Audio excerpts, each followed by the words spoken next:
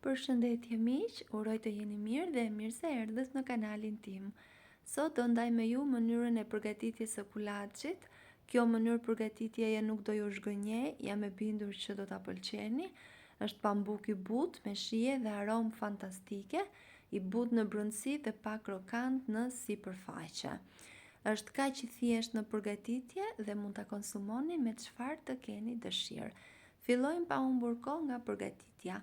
Në një enë do shtojmë 500 gram miell gruri, pak krip, një lugë çaji pluhur fryrës dhe masën do ta përziejmë shumë mirë. Kjo është shumë e rëndësishme pasi mielli duhet të lidhet bashkë me përbërësit e tjerë në mënyrë që pluhur fryrësi ose soda që do përdorni të përhapet mirë dhe të lidhet njësh me mielin. Pas pjekjes krijon një aromë të hidhur dhe një shije të pakëndshme. Do shtojmë një vezë 50 ml vaj ulliri dhe 250 gram kos. Kosin do ta shtojmë pak e nga pak, kështu do të shihni edhe masën se sa nevojitet, pasi mund të kërkoj më pak se 250 gram, varet se sa përthithësh është mielli. Prandaj është më mirë që ta shtoni pak nga pak. E punojmë shumë mirë duke e përzier vazhdimisht derisa të na formohet një brumë elastik i ngjitur. Do ta vendosim në tavën e pjekjes, unë kam vendosur letër kuzhine poshtë, letër pjekje. Nëse nuk e keni, thjesht mund ta lyeni tavën me gjalp ose me vaj dhe hapim shumë mirë në të gjithë tavën.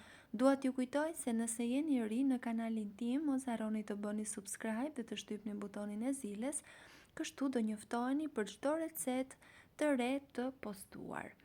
Pasi e kemi vendosur në tavë dhe e kemi hapur shumë mirë, do t'i japim formën me piru, është forma klasike e kulaçit, si të dëshironi ju.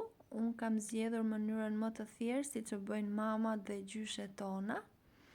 Pasi i jep atë pamjen e kulaçit dhe na bën nostalgjik kur kujtonim kulaçin që na përgatiste mami ose gjyshja në shtëpi, dhe mezi prisnim që të piqeshe, e gjithë shtëpia aromatizohej dhe janë kujtime që nuk do të vinë më, por janë receta që ne duhet t'i përgatisim dhe ta tregojmë fëmijëve tanë se sa shumë të shijshme dhe sa shumë të thjeshta janë recetat të cilat ne na kanë rritur.